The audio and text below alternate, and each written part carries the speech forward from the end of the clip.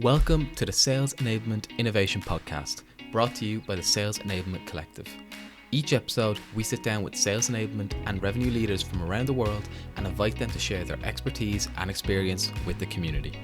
On this special episode, recorded live at the Sales Enablement Summit in London, we spoke to Chris Buck, Global Head of Enablement at commercetools, about building out a sales enablement tech stack. Thanks for taking the time out of your schedule to join us on the podcast here today at the Sales Enablement Summit here in London. To kick things off, could you sort of introduce yourself for our listeners at home and just give a brief overview of sort of your background with enablement? Sure. Sort of how you got to this point? Yeah. So Chris Burke, been in enablement on and off for about 10 years. A few different companies, kind of built out the enablement function, App Annie, Twilio for a long time in that 10-year period, and then for the last year at a company called commercetools. So all very much kind of hyper-growth software companies. And so my background is more from like tech and product. And so I entered into the world of enablement via customer success. Oh, nice. So a little bit maybe different. Some people Yeah. traditional sales routes. Yeah, a little bit. Yeah. How did you find that? Was that? Yeah, I mean, because like when you're in customer success, you onboard a lot of customers to your product. So you learn both the kind of like business value and how the technology, delivers that business value. So I think that's a really nice way to kind of like summarize what we're trying to do in enablement for the AEs to be able to do the same, for the pre-sales engineers to do the same, that kind of stuff. So yeah, so slightly different background in terms of quite techie, hence why I'm really interested in the tech stack and, trying to use other people's software to maximize the enablement like delivery of it. So Absolutely. that's definitely my like uniqueness of it. Like where do we do that? It's a good niche. And obviously today you're just kind of from your own topic. You're talking about the tech stack. Yeah. I think that's sort of a perfect topic to dive into. Sort of, if you sort of go right back to square one, if you were to sort of enter an enablement team or a function as a first hire, you were tasked with building out a tech stack. Where do you start? Because I think as enablement grows, a lot of sort of people find themselves maybe as that first hire, building a function from scratch. The tech stack can be a little bit of an intimidating place to start. Yeah. So what would you sort of, if you're in as a first hire, where do you start building it out from Yeah, it's a really interesting question. So if you'd have asked me that question 5 years ago, I'd have a different answer to the one today. So 5 years ago, I would have gone straight for like a content management system to host like, product documentation, FAQs, pitch decks, that kind of thing. And then maybe I would have gone to a learning management system next. So the answer is different now because they have consolidated. So they tend to be a single platform that has both of them in. But with the kind of invention of conversational intelligence, so whether it's, any of the things out there, I would probably go there first, even before content management as a first hire. Yeah, because I think it's so important to have it there as early as possible, because like one of the like philosophies for not, it's too strong a word, but is like make enablement as close to the real world as possible. And so if you think about what a content management system is, that is materials that's been produced by somebody else for sales. What conversational intelligence does is take the real world, what is being said on calls, what is being written in emails, and tries to extract the signal from all of that noise. Very practical. And I think that's the real world. So I would probably go with a conversational intelligence tool first, and then a content management system second. And I wouldn't invest in a dedicated learning management system. I think all of these, I think there's a new name for them. I don't know what that is, but like the sales readiness platforms, I think they contain all of that now. So that would be the order I would do it in today, compared to like, that would have been a completely different answer. That's how disruptive I think conversational intelligence has been to like what enablement does. That's really interesting. Yeah. And then, I guess, have you seen that sort of improvement, especially with the way AI has been going?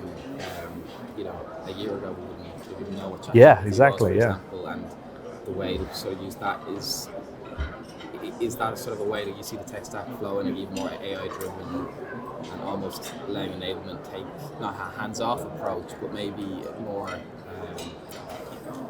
more appropriate when it comes to the time where you dedicate your time because of AI sort of. Yeah, yeah. I think these kind of like generative AI models, the large language models that these companies are able to train your data on, the audio from a video, the transcription that happens from it, or the emails, or even the like content activity that happens in a digital sales room, or all of the data that's in your CRM, bringing that all together in one of these conversational intelligence platforms, that's just massive. It's the real world. And enablement for so long was like, stuck in the marketing or product orientated world, and salespeople would look at some stuff and go, don't like it, or oh, that's really good, I'll use that. I'm not saying it was all not good, but now we've got this opportunity to base everything we do based on the real world. So yeah, and then I think the other trend is like there's a lot of consolidation happening. So again, rewind 5 years, Showpad bought LearnCore, and so the first kind of combined LMS CMS.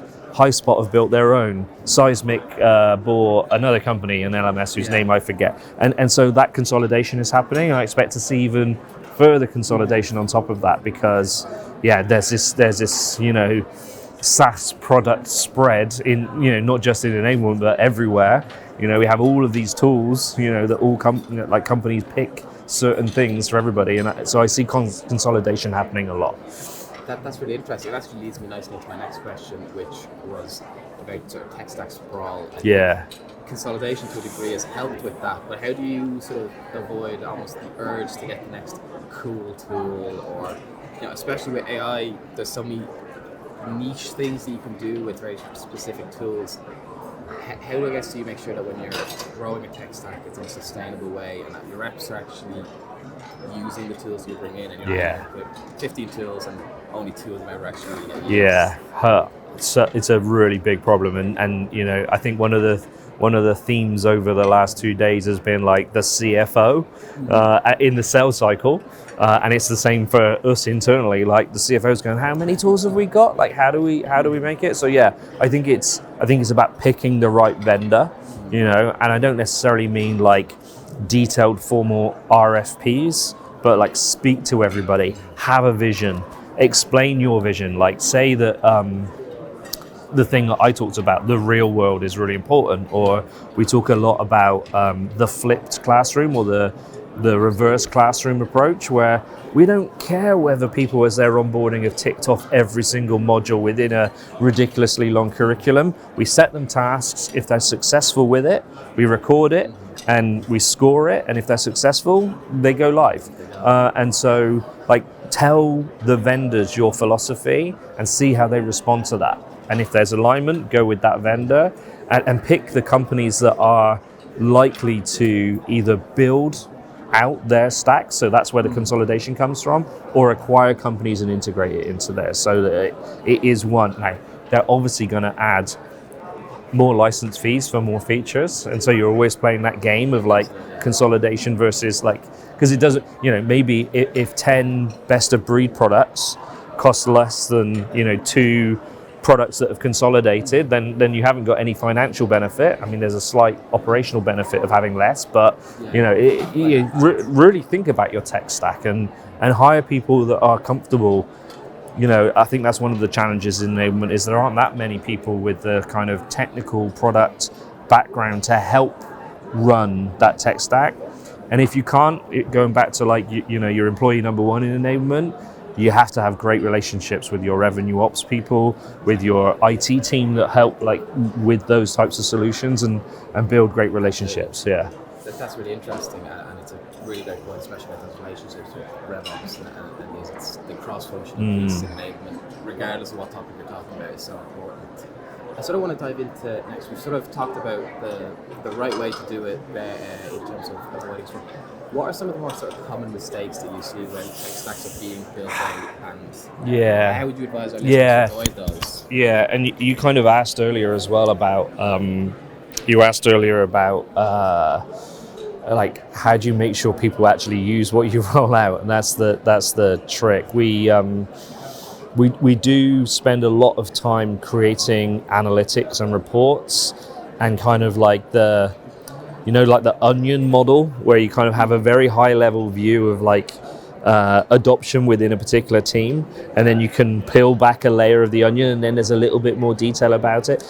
Don't expect a frontline sales manager or a VP of sales to go and look at that hugely detailed spreadsheet. So we try and kind of have that onion layered approach to the reports that we produce. Like take a screenshot from the report of the summary, put that in the email, and then link to the detail, that type of stuff. So we drive engagement that way. But our CRO is amazing, and he kind of like, we use the carrot and the stick. Like we say, this is the expectation of the return on investment we're going to get from deploying this tool, conversational intelligence, content management system, whatever.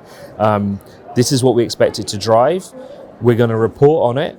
And if you're under that whatever percentage level of engagement as an individual, we're going to ask questions of you.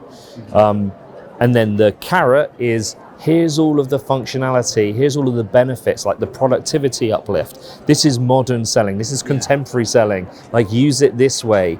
And we send out stuff via Slack, like little hints and tips, and just try, like the carrot is like trying to explain what's in it for the seller. The stick is like, this is a company initiative.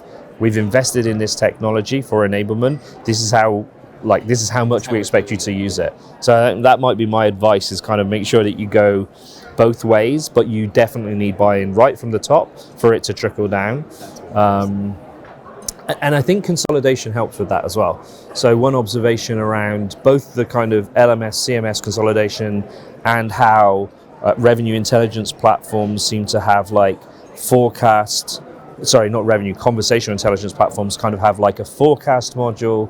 They have a like call recording, conversational intelligence module, and more like an engagement model. So you see this with Outreach, you see this with Clary, you see it with Gong. You can see how having all three of those kind of blocks of use cases together makes utter sense, right? So your emails are all in there, including like outbounding stuff. Your calls are being recorded, and your forecast is being run based on the data that you have from all of the calls and emails, right? The deal likelihood is based on that bottom-up approach. So that consolidation drives engagement and means that you don't have the tech sprawl that we could have otherwise. So I think we're on day one, but over the next couple of years, I see that really kind of getting better and better. Yeah. It goes right back to that point you were saying about the real world applications. Everything, even the forecasts are being drawn from the real world conversations that are happening rather than a feeling or anything like that. Still a bit of a vision. I don't think we're there yet, but I think we're pretty close to it. And the AI that's used within that is a really exciting area of technology to dive into if people are interested. Absolutely, I totally agree. And I guess sort of to round things off, I'd love to know, in terms of like your expertise in the tech stack, what sort of advice do you have for people who are sort of building it and then also scaling it? We talked a bit about avoiding sort of the sprawl, but then you still do need to build it out and add things to it. When do you know it's the right time? And obviously there's those conversations with the CFO and CFO. Is there ever a right time? Do you kind of have to bite the bullet sometimes and go? Yeah. I mean, I guess what I've kind of said is that there are two key ones, right? And everything else you can kind of build around. Like, every company has either the Google suite or the Microsoft suite of services. I don't know if there's a third one. So like you can do a lot of stuff with everything every employee gets access to. So you don't necessarily need to go and invest in every single thing. I would go with the sales readiness platform, what I call the CMS LMS, and then a conversational intelligence thing. I think, again, depending on where you are in your enablement maturity journey. So when you're starting to think about GTM enablement, so you're not just doing AEs and BDRs, but you're actually also enabling more technical personas like pre-sales engineers or value engineers, or we have customer success engineers at commercetools. When you start to do that, there's a nice kind of win-win, that the person that you hire to do kind of technical enablement needs to have that tech product background. They can handle your tech stack until you have, Hopefully you're in an organization with 5,000 employees and you can hire an individual that is responsible for the enablement tech stack and for enabling. So you can find ways to combine roles in the early stages of that maturity model. Would be another hint and tip. That's really interesting. I really appreciate that. I'm noticing that lunch is coming out at the moment. Yay! So I don't want to keep you for too long. Yeah, my tummy's rumbling on the microphone. Thanks so much for taking the time out of the busy schedule to sit down with us. I really learned a lot. I'm 100% sure our listeners will have as well. Brilliant. Thanks, Daniel. I'll let you go and enjoy Cool. lunch and then the rest of the event as well. Nice. Thank you. Thanks very much. Thanks for tuning in to the Sales Enablement Innovation Podcast. Be sure to follow us on your podcast platform of choice so you don't miss a thing. And if you're hungry for more sales enablement content, visit our website, salesenablementcollective.com, for articles, events, and an easy way to join our Slack community, home to thousands of your sales enablement peers.